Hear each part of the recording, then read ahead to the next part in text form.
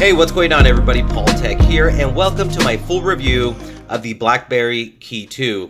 Now, I've been using this device a little over a week, and I'm gonna go ahead and share with you my experience. So let's go ahead and kick this off with design and build. Taking a look at the right-hand side, we got our volume rockers there. We have a textured power button, and we have a third button, which is called your convenience key, which I'll get to in just a moment. Now, when it comes to the button placement, it's actually really good. They're positioned perfect, and my fingers just rest naturally on the volume rockers, power button, and convenience key. When it comes to the convenience key, it works great. I basically have mine set up so whenever I press it, it'll go straight into YouTube, into my subscriptions. And I like the fact that you can basically just assign whatever application you prefer to the convenience key. You can actually, let me go ahead and jump into settings here and I'll show you in just a second.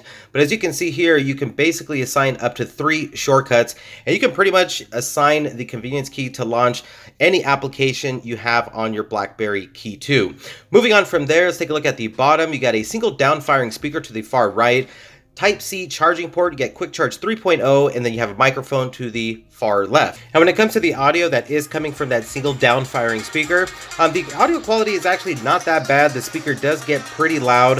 The only concern is the placement. You just got to be careful that you don't accidentally cover it up with your hand while you are watching a YouTube video, Netflix, or listening to music. But yeah, you know, maybe next year we'll get a front-firing speaker. But here's some audio coming from that single down-firing speaker.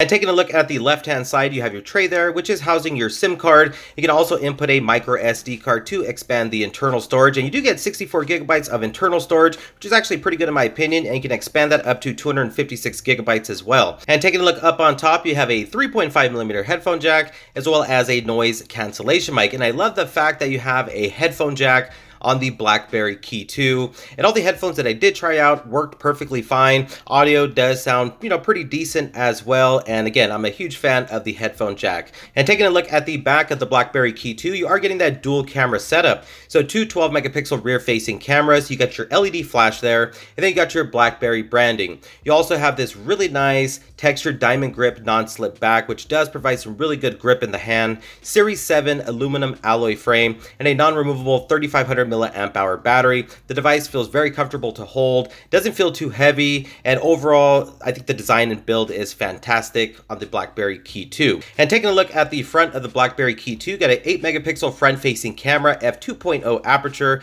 your earpiece. You also get an LED notification light on the upper right-hand corner. If you take a look at 4G LTE, it's been great. Been using this on Cricket Wireless, no problems. Phone calls have been really good. Also, callers said they hear me perfectly fine. And moving on to the keyboard now. So this is a 35 key backlit physical keyboard. Also has an integrated fingerprint sensor to the space bar on the bottom there. Now, in my time of using the keyboard, I gotta say it was a little bit of a learning curve for me. I haven't used a BlackBerry in some time, so it definitely took some getting used to typing on a physical keyboard on a smartphone. But after a couple days of using the physical keyboard, it became very natural just to type on it. Now, if you feel like you need an on-screen keyboard, you definitely have that available, as well as a whole lot of features that is pretty much packed into the physical keyboard on the BlackBerry KEY2. And like I mentioned earlier, you do have that integrated fingerprint sensor to the spacebar, and I think it actually works pretty well. It would unlock my fingerprint about 98% of the time.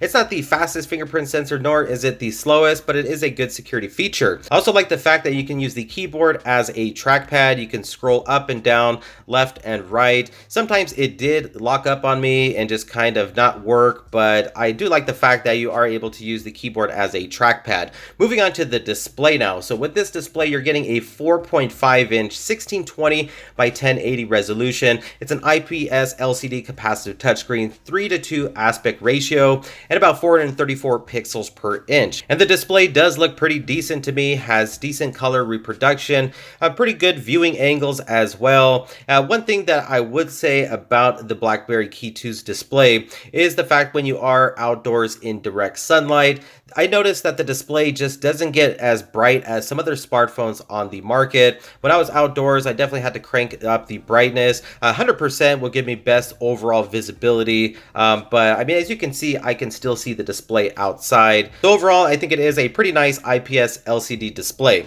Moving on to what's powering the BlackBerry KEY2, it is the Qualcomm Snapdragon 660, clocked at 2.2 gigahertz, Adreno 512, and 6 gigs of RAM. Now, when it comes to the sensors on the BlackBerry KEY2, as you can see, this is packed with a wide variety of sensors, and this does have the gyroscope, the gyro sensor. And moving on to performance now, using the BlackBerry KEY2 as my daily driver. Again, the BlackBerry KEY2 is unlocked for all GSM carriers, which I absolutely loved. Used it on Cricket Wireless, no issues, and performance was great. Qualcomm Snapdragon 660, the 6 gigs of RAM just keeps it chugging along perfectly fine. All the apps that I did throw at the BlackBerry KEY2, I was able to run them perfectly fine, no app crashes whatsoever, and I think it's just a well-performing, well-optimized smartphone, and it was just really nice to use when it comes to just using this as my daily driver. When it comes to multitasking as well, the BlackBerry KEY2 does do a pretty good job multitasking. I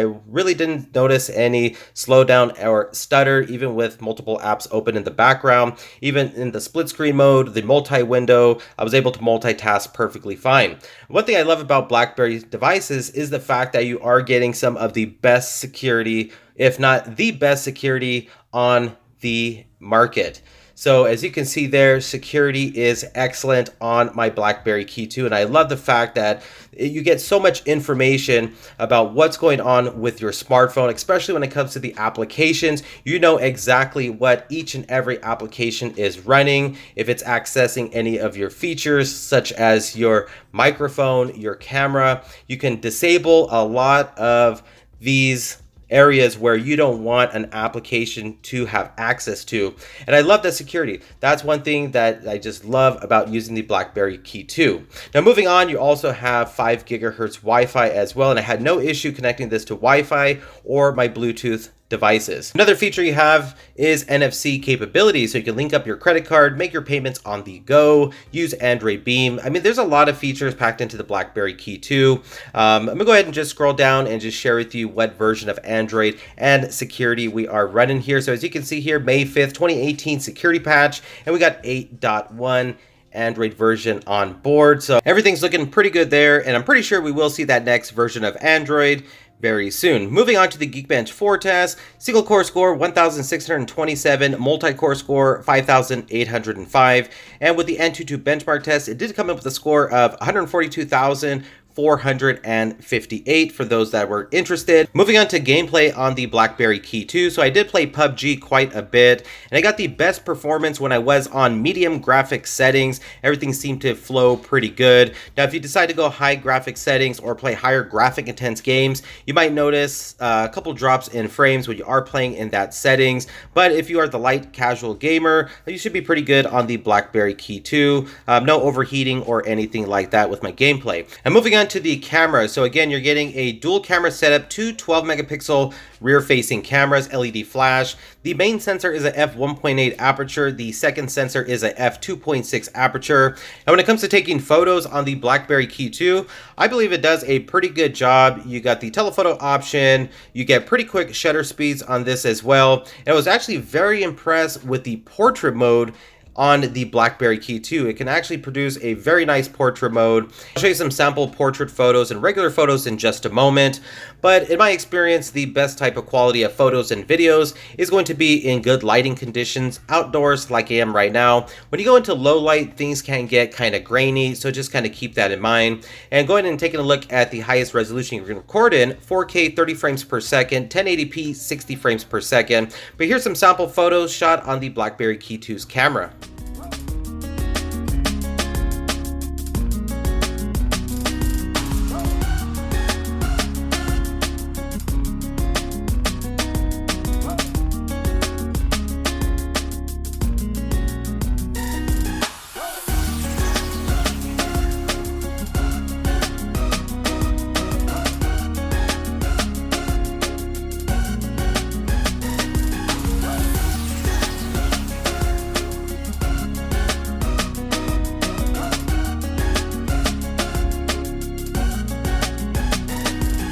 And moving on to battery life now. Battery life is extremely good on the BlackBerry KEY2. Again, it has a non-removable 3500 milliamp hour battery, and I was getting anywhere from a day and a half to 2 days off a single charge, just depending on how heavy I was using my phone. So really good battery life.